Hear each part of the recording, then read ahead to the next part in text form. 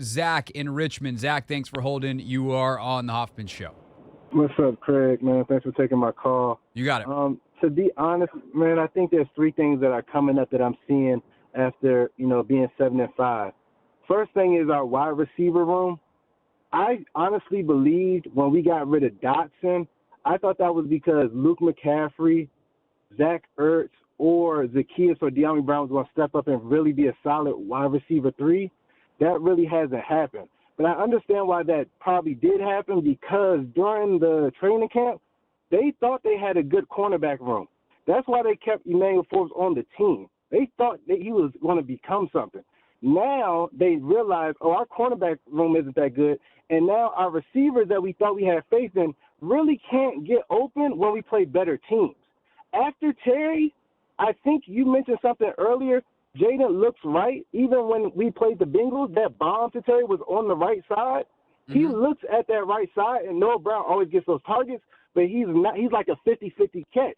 And we really need those times to go to Terry. That's the one thing. And then real quick, Zach, before I will let you finish, just to respond to that point. I do think a lack of wide receiver playmakers is a problem. I don't really understand why McCaffrey is not getting more looks, because when he's out there, he seems to do things well and is open a lot on, he's the fourth read in the concept, but he's doing his job and he's wide open. And, Jaden's throwing something earlier. I know Mark Bullock wrote about that on his Substack, and he's 100% right. I do not think it is because they thought the cornerback room was good, though. They've known that cornerback is an issue since the spring. It's why they traded for Lattimore. They kept Emmanuel Forbes because he was trending the right direction by the end of training camp, but that quickly, the trend line turned again. They know their cornerback room is not very good. I don't think they had misgivings about it. I just think there was only so much money and so many different things they could address in one offseason, and that was something that didn't get addressed. But I don't think they had any false pretenses about the fact that they need to upgrade their receiver room moving forward, and that they had any odd belief that this cornerback room was actually good. Yeah, for sure. The second point was that the line. We weren't able to invest as much in the line this year. Of course, we had that $100 million in cap space, but we don't have big boys. Like when we go up against bigger teams, we don't really have big line offensive linemen. And then when we don't have the depth of that, that really messes us up. Like people are talking about Jaden might be the problem. It's not Jaden. The offensive line in the first 7 weeks, they were moving people. We were getting we were almost number one in rushing in the league, but they're getting run down, and we don't have the depth for that. So with that and our rushing game being stifled, our offense is stifled because, like you said, we're not getting the ball to McCaffrey. We barely get to Zacchaeus or De'Ami Brown. And if Terry's not making huge 80-yard runs, everything else is stifled. So now I'm looking forward to see if we can do something with the Titans. I hope we can get into the playoffs. We're really going to have to fight and really, look ourselves in the mirror to get into the playoffs because, we got the Eagles again. We got the Cowboys at Dallas. They don't want to lose that game. And then the Saints and the Falcons all want to get into the playoffs. So we're really going to have to make something happen to get in. Yeah, the thing is they should be favored in every game, but maybe the Atlanta game and obviously the Philly game. But that doesn't guarantee anything. They were 10.5-point favorites on Sunday, and they lost. This team is clearly trending the wrong direction. And I'll say this, Zach, first of all, great stuff. Appreciate your call. Second of all, the offensive line, they've actually struggled with speed more than power. They are not moving people the way they did earlier this year. Every single one of those dudes is carrying an injury. Allegretti, I don't know what's going on with him right now. And I know that, Nick Allegretti's not a world beater, but, man, he had a rough one yesterday. Coleman's not getting the push that he did since he hurt his shoulder. Wiley's been in and out of the lineup. Cosme didn't have a particularly great day yesterday. Biotish is banged up as well, and I think it shows at times, although he's probably playing the best out of all of them from what I can see. So it's tough. And some of I think a lot of the base runs they had earlier in the year, these pulling actions, those are tough against teams with smaller, quicker personnel. And that's what the Cowboys are. Let's wrap up with Stern real quick. Last one on a Tell the Truth Monday. Stern, thanks for calling. You're on the Hoffman Show. Yeah, I had a couple of things. I think, and a couple of callers already talked about it, is that I think I blame Kliff on this, and I think he's not progressing with the offense.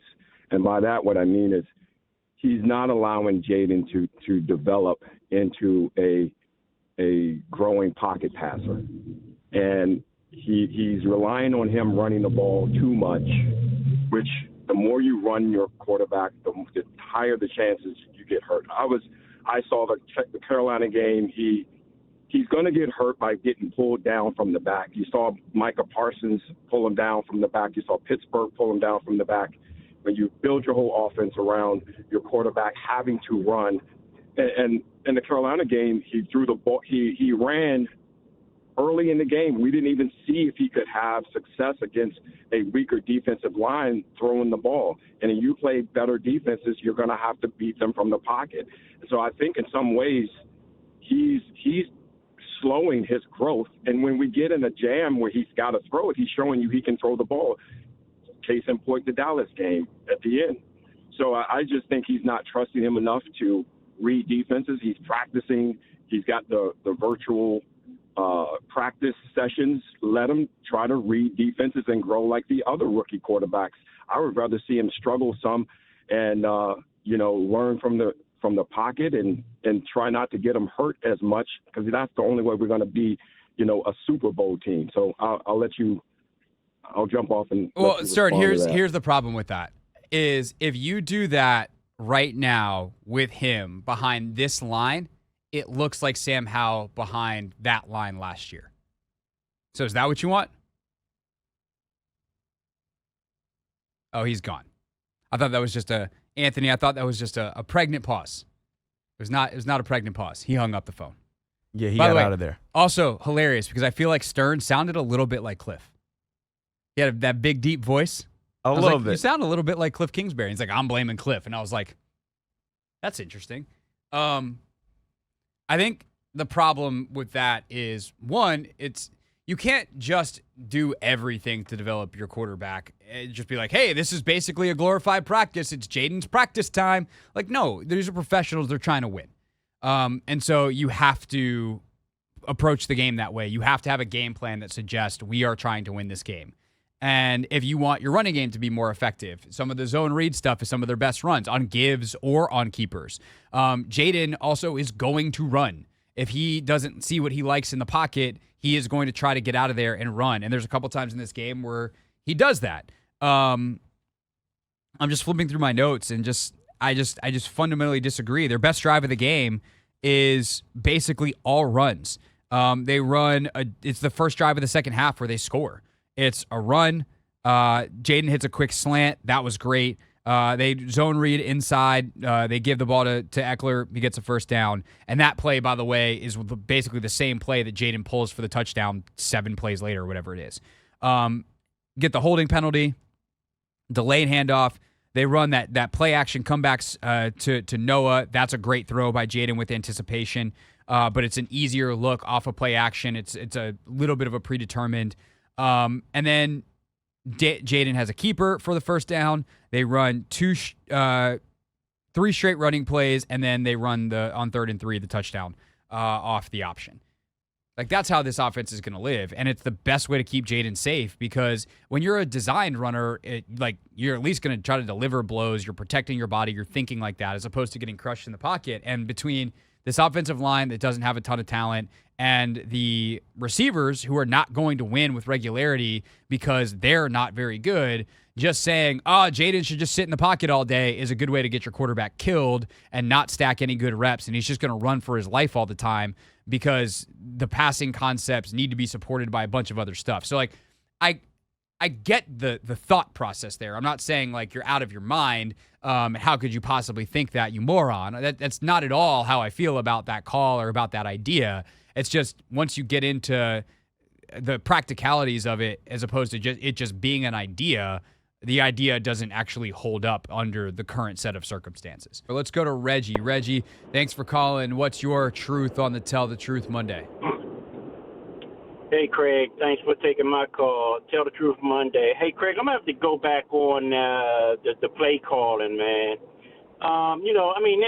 There has been a history of this guy, Kliff Kingsbury, play calling, kind of regressing in the second half of the season.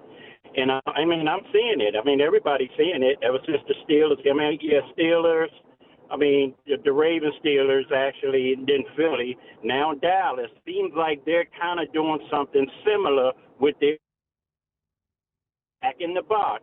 I don't know if it's something they see in the play call, and then and I understand, you mentioned something about the players are responsible, they got to execute, but we got to scheme guys open as well. I mean, why not throw screen plays through some of the wide receivers? They did throw screens to the wide receivers yesterday. They threw two, or I think at least two to Diami. They threw a screen to the running back. It got intercepted. And by the way, I'm glad you brought up the stacking the box thing. That is, they're not stacking the box again just to stack the box. They're stacking the box because Kliff has 3 tight ends in there. So it's Kliff is inviting the stacking of the box and just trusting that they're going to win. And he's been right in a lot of those situations. Like some of their better runs were when Bates, Ertz, and Sinnott were on the field yesterday, and including some of the bigger Jaden runs where they ran zone read out of that look. And so some of that is not quite as simple, I guess, as people make it out to be. And I guess my counter is like, what plays is he supposed to run when everything he's calling the players are making mistakes on? Like there's no play that's scheme or that's execution proof. And I think the problems right now are far more execution based than they are play calling based. It's not like the plan isn't good. It's, hey, this would have worked if Nick Allegretti hadn't lost his block, or if Brandon Coleman hadn't mistargeted his run, or if Noah Brown hadn't run his comeback route with a really, really slow break that allows the DB to break on a ball that otherwise would have been completed on a 3rd and 7. Those are good play calls, but you got to execute. You got to execute. I agree with you, Greg. I hear you, Reggie. And by the way, you're not wrong on the historical trend of Kliff Kingsbury. And so I am very open to the idea that there are things that are happening that are maybe predictable, or the solutions are too easy for the defense. And it's something that like Logan and I will explore tomorrow, and I'm going to pick his 10-year NFL veteran football brain on Take Command on it. But I do think in my watching of the tape, like what I see is some opportunities that aren't being taken advantage of. And if the opportunity is there, that seems to suggest that the play call should have been a good one, and the players have to do it. What about him just having McLaurin on one side? Why not move him around? What about motion, man? I don't see a lot of that with this guy. I mean, it just what? Yeah, I mean, I hear you on that. And I will say like one thing, and Reggie, I'm gonna let you run just because we got a bunch of calls stacked up. But great questions. I really do appreciate your call. One thing I do wonder about with the Terry left side thing, like Terry is having the best season of his career, so clearly it's not awful. I also think that Kliff uses formations in a way that's pretty unique in the league, and some of the things that other coaches do with motion, he does with formations. And sometimes, like one of the things that Sean does really well is gets Puka Nacua and Cooper Kupp free releases. Like Terry's not getting jammed on the line of scrimmage all the time. Like he's got free releases. He's got the things that other coaches get with motions based off how they formation him. My question, which I'm going to do some more research on and I'll have a better answer for tomorrow, is does Jaden just like throwing to the right more? Like it's a pretty obvious thing. Like if you imagine yourself playing quarterback, think about taking a snap, going to your right or your strong side and how comfortable that feels versus kind of that feeling of I take the snap, I have to open up across my body and throw back across my body to the left. Because I will tell you, I don't conceptually have a huge problem with keeping a receiver on one side. I have a huge problem if that side is not the side my quarterback likes throwing to. And I think that shows up yesterday where on some plays that are mirrored, where the coverage is mirrored as well, the matchup he chooses is Noah Brown versus Josh Butler. Why can't that be Terry on Josh Butler? I'm very open to the idea that you should just switch your receivers. One, to see if the cornerbacks switch, and if they don't, well, now I've got my best receiver on their worst corner. That's advantage me. And two, if my quarterback likes throwing these hitches and goes to the right, if he's just more comfortable throwing that direction, then I need my best receiver where my quarterback is most comfortable. And so I got to do a little more research on that in terms of kind of Jaden's throw heat map. How often is he right versus left? But that is something I am more open to for that reason, that is a problem than maybe I was earlier in the year. Because schematically, I don't have a huge issue with it because of some of the stuff they do with formations, but that obviously would not be ideal.